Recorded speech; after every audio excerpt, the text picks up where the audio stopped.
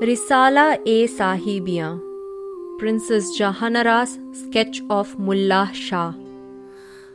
Written by Jahanara Begum, narrated by Srija Chimmani. 1. All praises and adoration to Allah, who is alone within self without any partner. There is no resemblance with Allah. There is not even any possibility of it. Unlimited salutations and blessings of Allah bestow on that dear lover who is rightly prophet of Allah and in his religion. There is no chance of any doubt. Unlimited salutations and blessings of Allah bestow on the family of the Prophet and his companions. 2. Each of them had the fear and respect of Allah, and they all were the strength and carrier of the Prophet's religion. They had done nothing else than in following the footstep of the Prophet. This is to love, to fly toward a secret sky, to cause 100 wheels to fall each moment. First, to let go of life, finally to take a step without feet. By Rumi. 3. This booklet is written by the beggar, slave and disciple of Hazrat Mullah Shah, Jahanara, daughter of King Shah Jahan. Hazrat Mullah Shah is the master and guidance of this old-aged woman. This booklet consists of short stories that are of value to write them down. Having accepted the refuge of my master in the quest and closeness of Allah, I have named this small book Risala-e-Sahibiyan. 4. Although words are not enough and pen does not have the strength to write about my master, ears are required to write a single word about him. My tongue does not have the courage on how I should write about that person who is perfect with his characteristics and qualities. Many centuries would be taken to write about him. I only dare to write after seeing his approach in both worlds. 5. The only aim of writing about my personal life so that I can be listed in those companions of my master who would be recognized with the name of my master on the day of judgment. Because I am drenched with sins and I have wasted my life in futile things. So, being listed among those companions, it may be that I would be saved with the blessings of my master. I am following the Sunnah of Messiah to write an autobiography. 6. Otherwise, I am not worthy as well as incapable to pull out a drop from the river of the miracle of my master. How is it possible to pluck a fruit from the orchard of that righteous master who has unlimited lessons and the best of habits? I hope that I may write about the various events that I faced with precision. This work can only be finished with the help of Allah, and I am believing in Him. 7. An introduction to Mullah Shah. You should know that this saint has a unique and different place in the wisdom of Tawheed, oneness of Allah. He is in the highest rank of spirituality, free from the social norms and this illusionary world. He knows the hidden treasure of the world and the secrets of the Quran.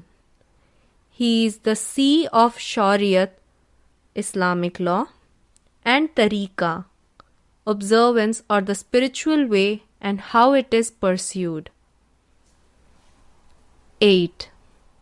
This is our Sheikh, leader, and Imam, master, Hazrat Mullah Shah, and his birthplace in the village of Araksa, in the Rostak area of Badakistan.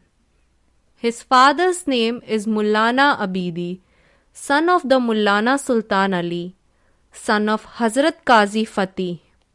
Among his ancestors, one had also the title of the Qazi, judge, but their only desire and aim was to find the right path.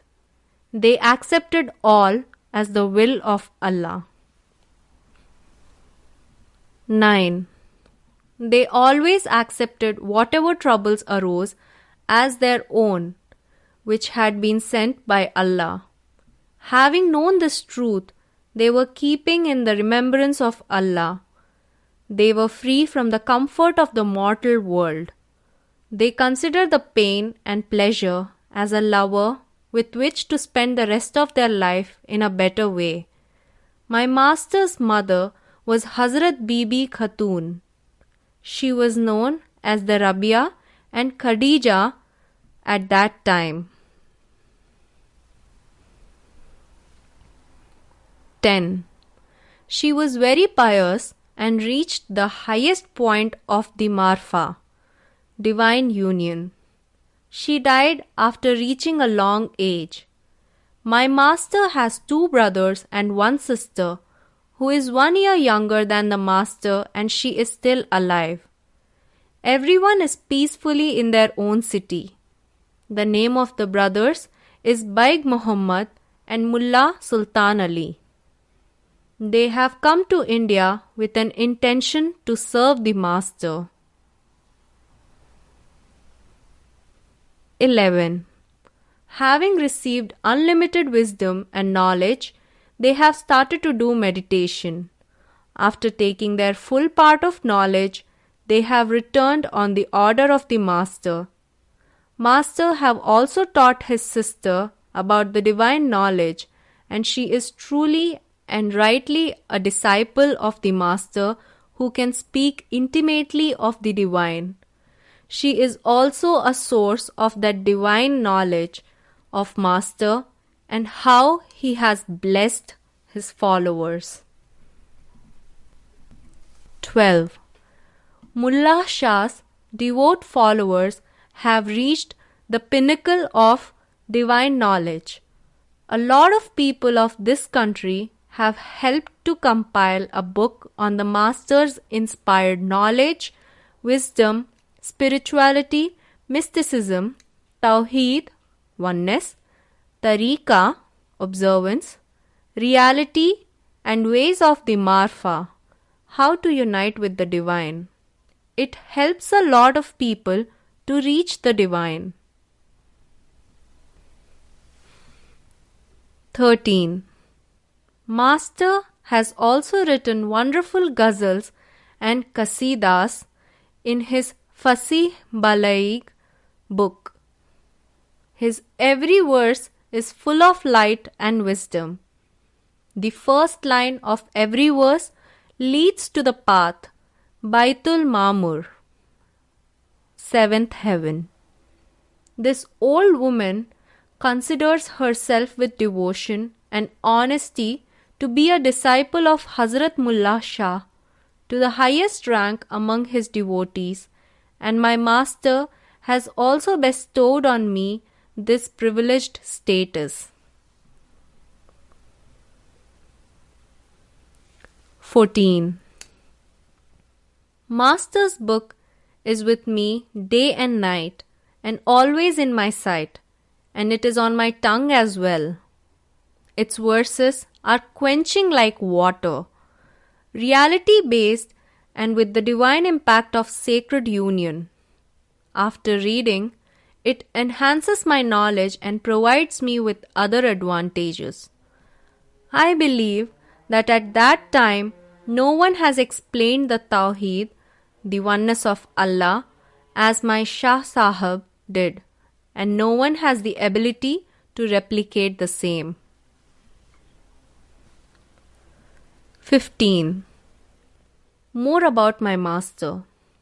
From childhood to 21 years of age, my master lived in village of Araksa in the Rostak area of Badakistan. In that time, my master had high moral habits and displayed a miraculous character.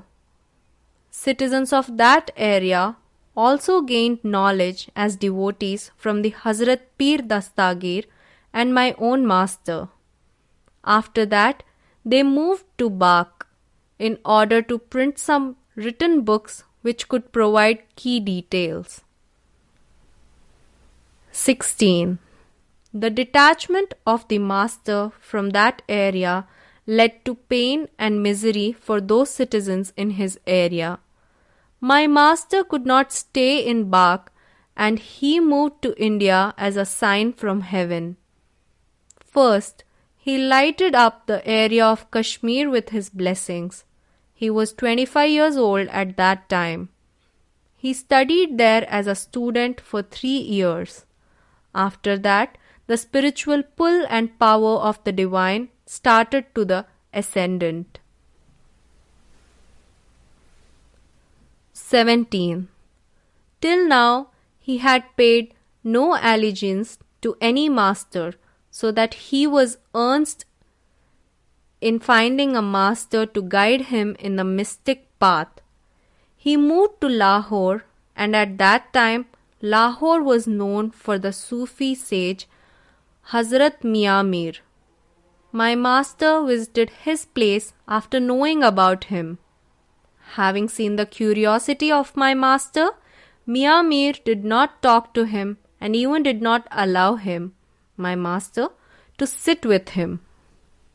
The only reason was to test his sincerity. 18. In the quest of love, seek union and to know yourself. It usually happened that my master fasted and he kept busy in himself to know the inner secret. While diligently studying, my master did not leave there. When 1 year passed with these conditions, then Mian Mir understood my master and his desires after seeing his strong belief and faith. At that moment, Mian Mir considered him his devotee. 19. Mian Mir gave my master, Mullah Shah, whatever was in his heart. My master started to do meditation and he quickly reached a higher rank and became aware of different types of knowledge like a divine one because Mian Mir's abilities were perfect. My master lived there for 19 years. In the winter, he lived there to serve Mian Mir Sahib. At that time, my master was doing very long and intense meditation. 20. He was also very self-restrained in the observance of himself. One of my best and deepest recollections of my master is that in these 19 years and prior to these years and after the death of Mian Mir Sahib, he had never slept. While lying on the floor, he does not sleep, and even he does not yawn or take a nap for a moment. He also stated, "Keep awake. Sleep is the enemy of those who spiritually hear." 21.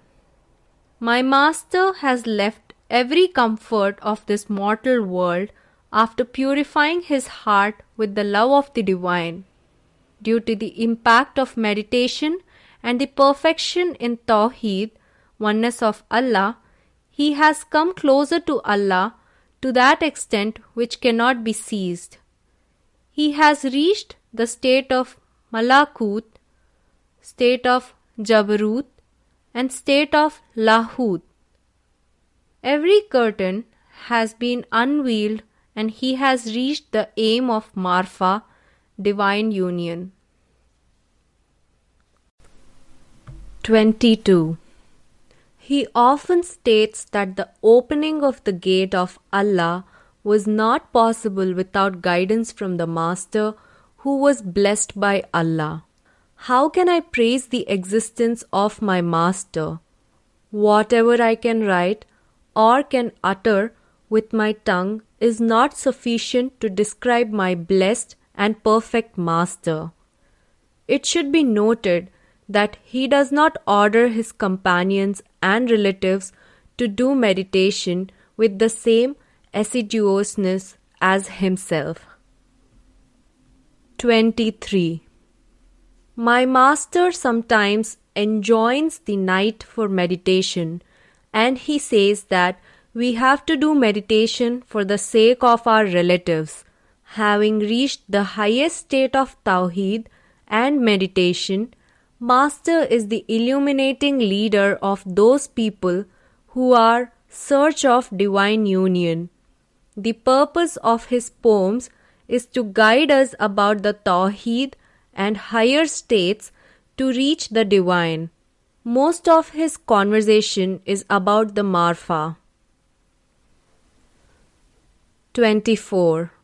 Due to his quest for love, closeness of Allah and the perfection in Tawheed, Mullah Shah has been given a title from the divine world as Azim Sani, which means great illuminator.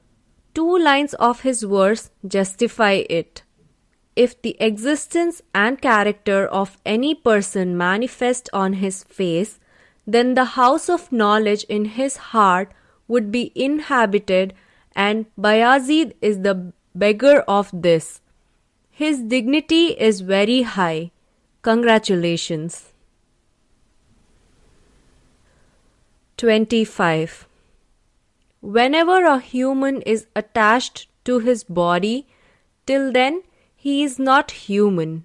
When he comes to know the knowledge of heart, then he would be a human. When he has detached himself from the body, then he comes into the heart of knowledge. When that Azim Sani says, then his words, they would be Allah's words. Allah has blessed my Shah Sahib's effectiveness in his companionship that even any callous person's heart becomes softer. 26. Mullah Shah's kindness brings friendship to the heart. Having gotten the privilege to see my Master's way of treating and illuminating the minds of devotees, people's curiosity of the divine started to increase. The Shia and Sunni sects are rivals of each other, but my Master's poem has shown them the right path and considered Ahl Sunnat Jamaat as a true sect. 27. A lot of people from the Shia sect become Sunni, and they have reached a high level of spirituality. Because of my Master's teaching, many non-Muslims have converted to Islam.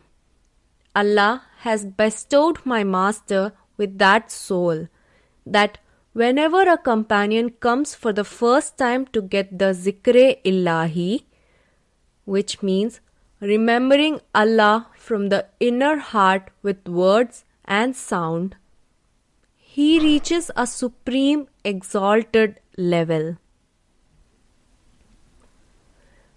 28. On that spiritual plane, he can see the gathering of the Prophet Muhammad, 4 friends, who are Hazrat Abu Bakr Siddiqui, Hazrat Umar Farooq, Hazrat Usman, and Hazrat Ali, companions of the Prophet, and different saints who are blessed to be there in the gatherings. Without any doubt, he says this blessed gathering, and he talks to Prophet Muhammad to let him know about his grievance. 29. he also hears the answer of that grievance. In this way, he can talk to anyone in that gathering to whom he wants to talk.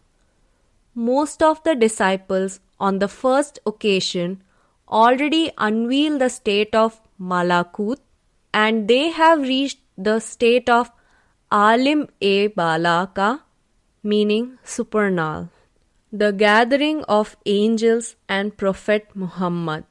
This state is also known as Jabarut.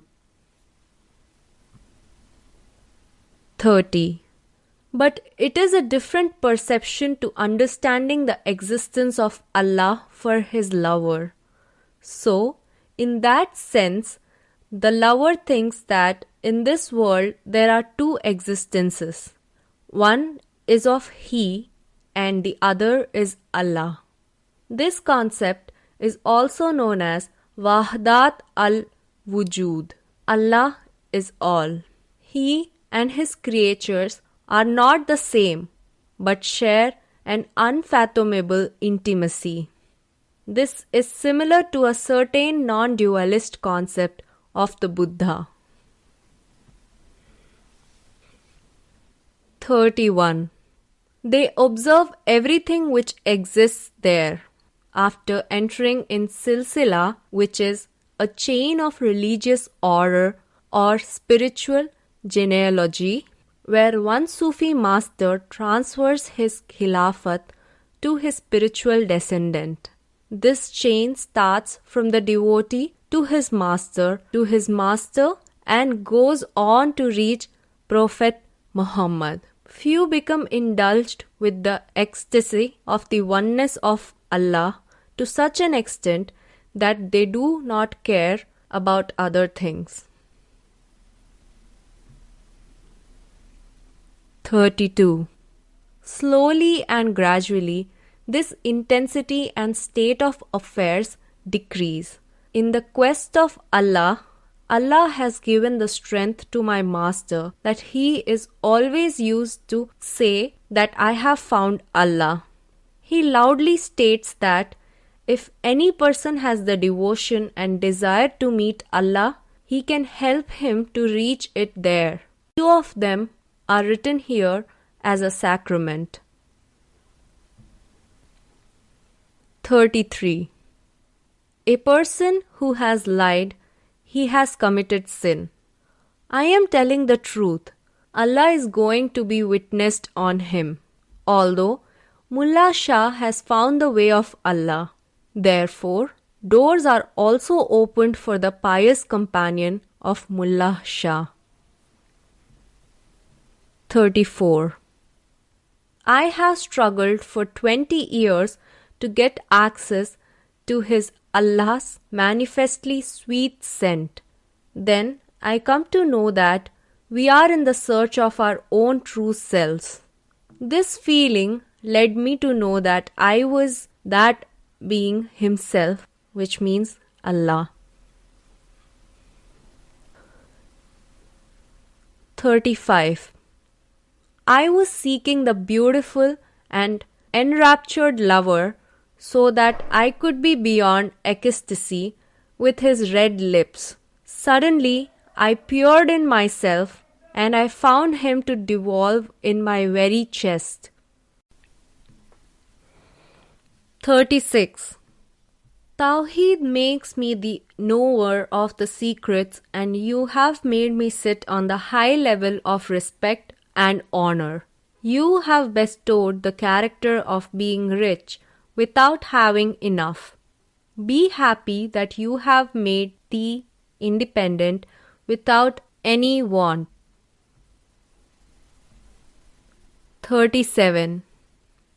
If your heart tends toward the Marfa, then your heart knows about the character of Marfa.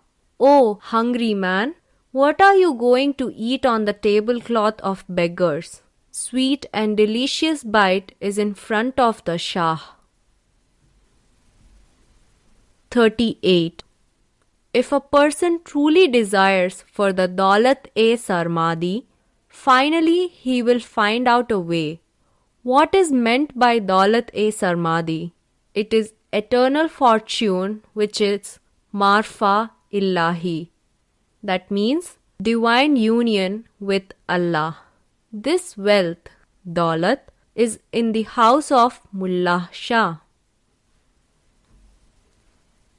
39. Allah reveals the souls on the heavens. Every soul appropriately depends on every human. I have been given the name of the Shah and bestowed me with the Shahi, which means royal wealth, so that my name would be Ism Ba Musamma, in which his quality is also reflected. 40.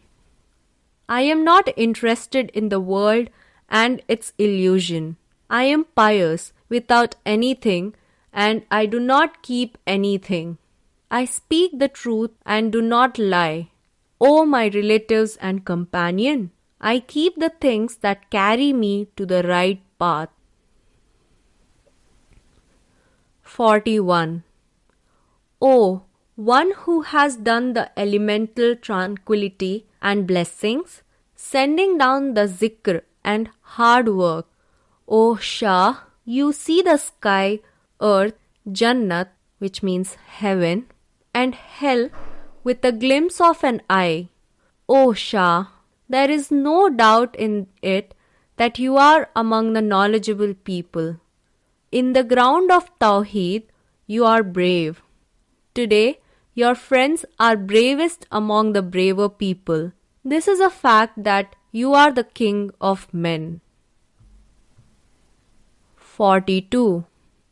O Shah, you dwell in the hearts of people. Your home will always be our dwelling. You are the master of cultivating the farm of the heart. Therefore, you should be called Al-Fatiha. Whoever sees the face of the moon, he will be free from the darkness. Whoever sees the face of the moon, he will see the beautiful face of the moon in his same direction. 43. It is true that whoever sees the face of Shah, he will see the face of Allah wherever he looks. My Shah Sahab speaks more wisely, which is difficult to comprehend because of his status of love and perfection within himself. Those who have actually known about the wisdom of spirit and their hearts have been filled with the sweetness of reality, then they can understand the words of my master. 44. A group who can see and understand it, but according to their belief and perception, they deny it and remain reckless from the right path of my master. As my master speaks about that group, those people who do not behave me with kindness, they all disagree with my work. They are all followers of the Prophet's Sharia, but they are enemies of his Tariq, which means deep mystical observance. 45. Master is the defender of the world and the most knowledgeable person at this time. He converts the existence of his companion from the copper to the gold, like elixir. Today, the world only exists because of these fortunate companions. Those are the fortunate and blessed that come under the list of the companions of my master. They have surrendered to the master. 46. So they have accepted the master as their leader in the world as well as in the religion. It is difficult to do the upbringing and education of these companions like my master is doing. Otherwise, in order to do this sort of treatment, it requires spirituality and strength, and it can hardly be achieved in years upon years. 47. My master also states about it. It is not easier for everyone to guide the students, and not every pearl is beautiful and not every glittering gravel is red. Other than that, He has also stated that my prayer has never been qaza, and Allah has not given me any sort of disease that would be a cause of leaving my prayer. I have always offered prayers on the time and still doing that. 48. He is very cautious to offer congregational prayer. Mullah Muhammad Saeed, who is a specific companion of my master, whenever he would be there, then master does not order any other to lead the imam prayers. If he would not be there, then the master leads the congregational prayer. Hazrat Mullah Shah, my master, is a strict follower of Sharia. 49. He states that there is not any divine manifestation of Shariat. So, it is better for a Muslim that what he is apparently doing must comply with the manifestation of the Islamic law, and he must adorn his divine life according to Islamic law, which is a reality. 50. My Shah further states that usually a few scholars whose mind could not reach out the smell of marfa and the way of reality, which means hakikat, they taunt and disagree with me when I tell them that if any act of mine does not comply with Islamic law, or even it is contrary to the law, then let me know so that I can be aware of it. Their faith is only consisted of doubts. That's why they could not bring up any pieces of evidence on their point. 51. My Shah does not accept any gift from worldly people, and especially from sultans and kings. But if he accepts, then it would be only 1 or 2 rupees. Every companion is ready to sacrifice his life for the master. Then what is worth of wealth? Even after getting these gifts, he spends on others. Now, days 1 or 2 companions live in his service, but he did not have such companions when he was young. 52. Sometimes he also sits beneath the moonlight and sometimes in the unlit room. He prevents the gathering of the people who are fond of worldly desires. Whenever a person comes into the gathering of the master, he asks a few questions from them for the sake of introduction, such as, "What is your name? Where are you from?" After that, he says goodbye to the person. 53. But master's companions and followers are always ready to serve the guests. There is nothing more to say about the Shah Sahib than that he is always observing the existence of immortal Prophet Muhammad and his teachings. There is not any moment where he does not do this, such as while eating, sitting, and drinking. Therefore, he is always happy, flourishing, and a natural leader. 54. In his method of spirituality, there is no restriction and tastelessness. Sometimes in the excitement, he starts to laugh loudly. By following the sunnah of Prophet Muhammad, he does converse with his companions, though he is always busy in the observance of the immortal, so that his laughing is also marfa and tawheed. 55.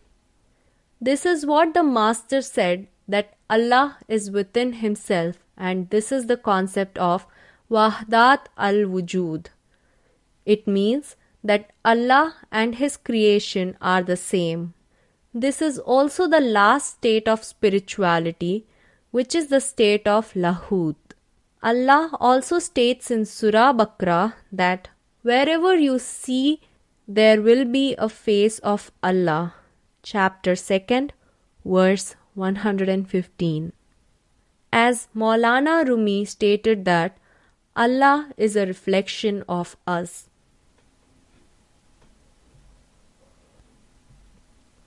56. He is always busy in meditation.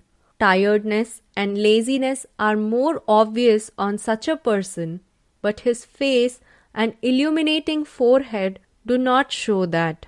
My Shah's way of doing the ablution is that he takes the water to carry out the wuzu, which means ablution. It happens often that a companion pours the water in the hands of my master, carry out the ablution. 57. He wears simple clothes. He wears a turban with white color. Beneath the turban, he wears the hat. He does not like colorful turban. In the summer season, he often wears the hat on the head, and sometimes he wears a headscarf above the hat. The breeze of Kashmir is cold, so he wears soft clothes. Hazrat Sahib's kitchen has never been used for cooking. 58. His companions and devotees bring the food in honor of the master. He takes his part from it. If any follower of the master desires to cook for the master and invites him for the meal at his home, then my Shah follows the sunnah of Prophet Muhammad by accepting the invitation. Whatever there will be presented to eat, he eats it. He also eats with his friends, who are companions, once a day, but often twice a day they eat.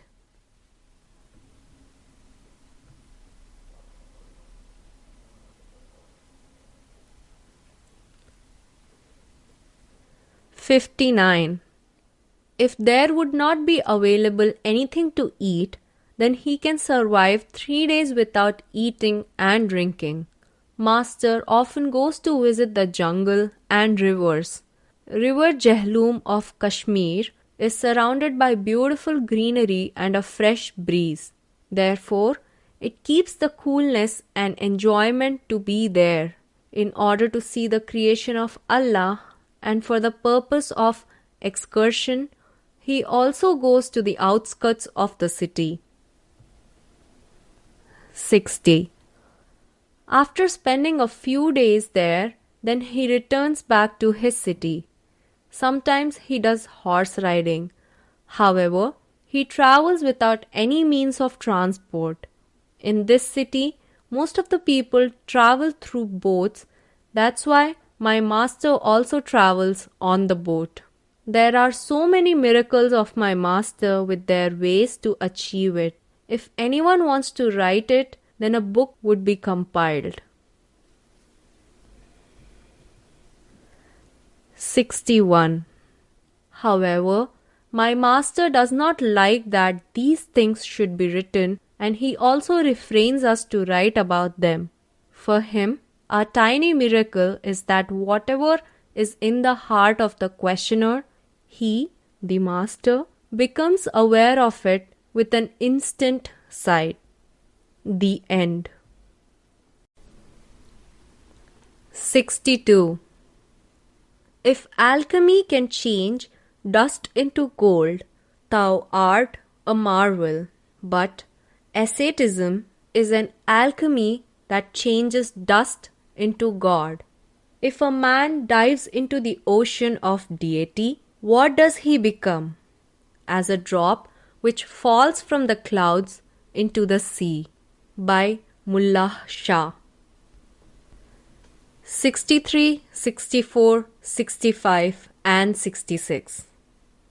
A brief sketch of Jahanara Begum.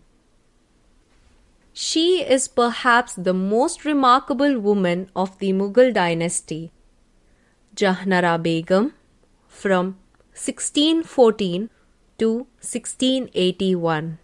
was the elder sister to her brother Dara Shikoh and the eldest child of Mumtaz Mahal and the renowned Emperor Shah Jahan.